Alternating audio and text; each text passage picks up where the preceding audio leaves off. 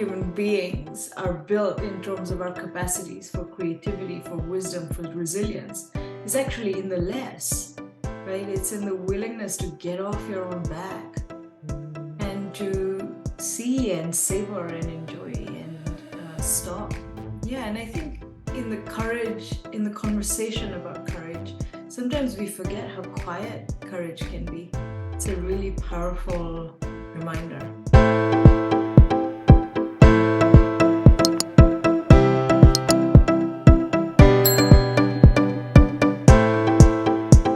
Today's guest is Mahima Shrestha.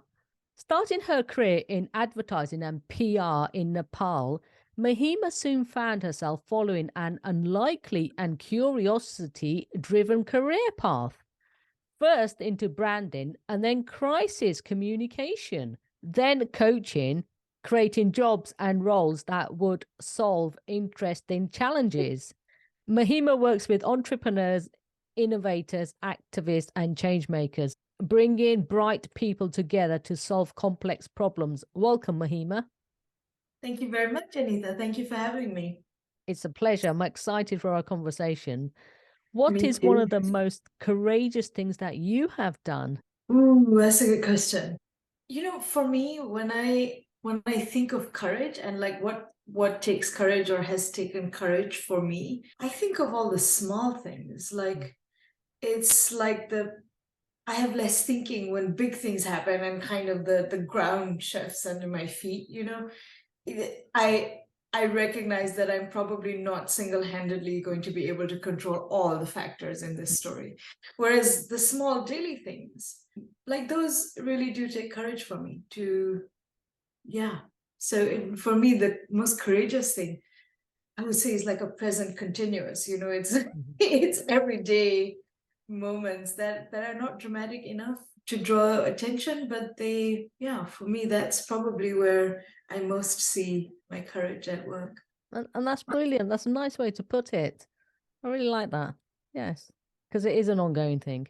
Tell me about your career in advertising and PR in Nepal. Well, I always thought I would do something with writing, actually. But then my first job was in PR, and the way that happened was that actually I happened to meet at a party a person who was head of an ad firm, and he said, "Oh, it's good. It's interesting that you've just graduated in journalism and you're just starting to work, but you're a PR girl. So if you want a job in PR, you come meet me." And I did, and I mean, I never knew that there was a job that just fit me. It was creative, it was interesting. I joined originally in doing PR for social brands and causes, and then eventually branching out to commercial brands as well. But for me, I really learned how much I learned about people and stories. When I think of PR, I think that's what I really learned. I learned to have an ear out for people, connection, and their stories. I kind of, yeah, I think of it as sharpening the edges, you know, the distinctions that they have that sometimes we're not willing to own. So PR for me was an education in that. That's really an interesting point to make because I've not seen it like that before, and it's really good compared to the usual PR, that I've heard about. So this is an interesting take on it. It's the stories. That's absolutely fantastic. How did your journey start working in crisis communication, and did this naturally fall into place from your experiences? No, I mean, it happened to me really the first time because I had a client and I was looking after their brand and corporate communications, and somebody planted a bomb in their office. So I mean, I didn't plan to be educated in how to help people handle a crisis, but it kind of happened, right? Because then all of the media come and you have next of kin and you have a public facing side to manage. And I discovered a passion I never knew I had. I realized like people on, you know, what we think of as the worst days. Yes. The worst thing that could happen or the worst day of my life or in my company. Like people who are affected by that, it makes such a difference to have a team that is trained, that's present, that's prepared, versus not. And really discovered I had a passion for that and for making that better for people. So yeah, and so then I continued to branch out into crisis and reputation management, mental health during crisis, and that really became my primary world. I can really imagine that to be so rewarding. Absolutely rewarding. Yes. Yeah. Yeah. Yeah, I mean, people often ask me, because on the personal side also, I am working with people when they're kind of at what they would call their rock bottom so far, right? And people ask me whether it gets depressing, to always be hearing about people on their worst day. And actually, for me, it's been the opposite. I never was that interested in conversations like that. And over time, I've discovered like there's such a resilience to people. For me, I think that I meet people at their most powerful because I see that when things are great, there's so much we're unwilling to risk, unwilling to do, unwilling to change, even though we want to, but we feel we can't. Whereas when people are at rock bottom, they are willing. And for me, that is among the most powerful things about a human being, to meet them in a moment when they're willing. That's really interesting for sure. Yes, definitely. And I can totally understand that. Yes. And it's like in those moments that we've got to dig deep and have that strength. So in a way, yeah. And you discover that you have it, like underneath all your chatter, yes. you discover you have it. Absolutely. Yes, I can understand that. So you were in the 2015 Nepal earthquake, and that killed many people and injured so many more. Tell me about that, and what were your realizations, Mahima? At that time, so 2015, it was actually almost this time, it was in April 2015. And I had started working in crisis, but I had not started my foray into coaching and mental health as it relates to periods of crisis. And it was really that experience of the earthquake during which I had kind of my first glimpses into the resilience and the mental health, if you like, that's available in people, right? And so I remember just before that, I had encountered a whole body of work and a whole lot of teachers because I was trying to understand crisis, and I was trying to understand how, like, what happens when people come to you X, and when they leave, their interaction with you, they're Y. And so I'd started already to speak to a whole range of people who were good at that, who understood something about it. They had very different thinking on why that happened, but they had results nonetheless. And one of the things that had really kind of struck me was how many of them highlighted the role of our own thinking in creating this experience, right? That we're having. I mean, we might say I'm afraid, or we might say I hate this, or I'm in a funk. And somehow, like, the number of people I had been learning from who highlighted that all of those were symptoms of a thinking brain, a thinking mind, right? A thinking human being.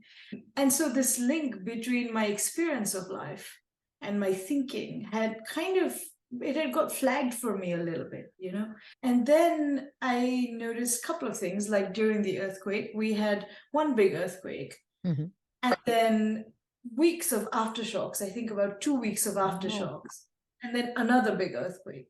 And nobody told me that. I mean, in all of my education as a citizen of an earthquake-prone country, nobody said, hey, look, earthquakes, this is how they work.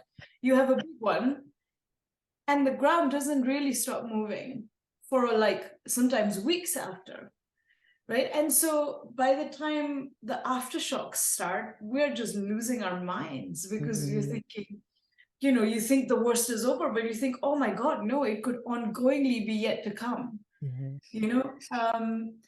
And somewhere in the middle of that, I remember being struck by a couple of moments like really stand out for me about that. One of those is standing in the driveway and kind of the house is going like this. And then it stops. And I haven't even noticed it stopped because I'm busy scaring myself, right? I'm busy thinking of making up images of what might happen to it, remembering images from the news and the sounds and what ifs. And I realize, oh my God, my head is full of thinking all kinds of scenarios that are not actually happening where I'm standing right now. Right. And that no wonder I'm shit scared. Right. No wonder I have all of this emotion because my nervous system conforms to me its reaction to all the things I'm thinking. Right. And so I like that was one moment that really struck me. I was like, interesting. Like maybe, you know, something is going on that I have not noticed before. And then the other thing I noticed is that how much I had given weight to fear as a tool for survival. And I didn't see the role of my thinking in that. I just thought if I felt all of these sensations that I've labeled fear, then it must be because I have reason to be afraid. I just never saw the connection between all of the things I was playing in my head and what my body was doing, right? And so really it was for me at that point that I realized that an education in crisis, whether it's crisis management or crisis communication, has to come with an education on how we work, on our own mental health, on our own mental dynamics, how we work as human beings, and how that affects what we see, and therefore what we're capable of facing, what decisions we're capable of making, what actions we're capable of, how much bandwidth we have for other people and to care for them. Like I saw that all of those things that are in our trainings were going to be harder to do if we didn't understand this first bit. And so that really was the beginning of my seeing that there was a certain mental health education that was necessary for most of us to equip us to handle what we're actually perfectly capable of handling. That's absolutely amazing, especially like in something like an earthquake, you can actually realize distinctions like that and realize, hold on a minute, this is what's happening. I mean, it's mind blowing. So that was brilliant. And now you can really embody and help others because you can understand it for yourself. So it's brilliant. I absolutely love that. Yes. Yeah, I understand also that insight is possible. You know, like baked into our capacity for thinking is our capacity for fresh thinking. And I wouldn't have guessed that those would be the moments when it would decide to come. But yeah, that's kind of for me part of the ongoing surprise really of doing this work. Yeah, and like helping others now. So tell me about the people you help and who do you help with your work? So I started out actually doing a lot of work with organizations, institutions, places where I felt that there was just a lot of suffering that maybe there didn't need to be, or there could be less. And so I started out with that, and now very much I work more one-on-one with individuals.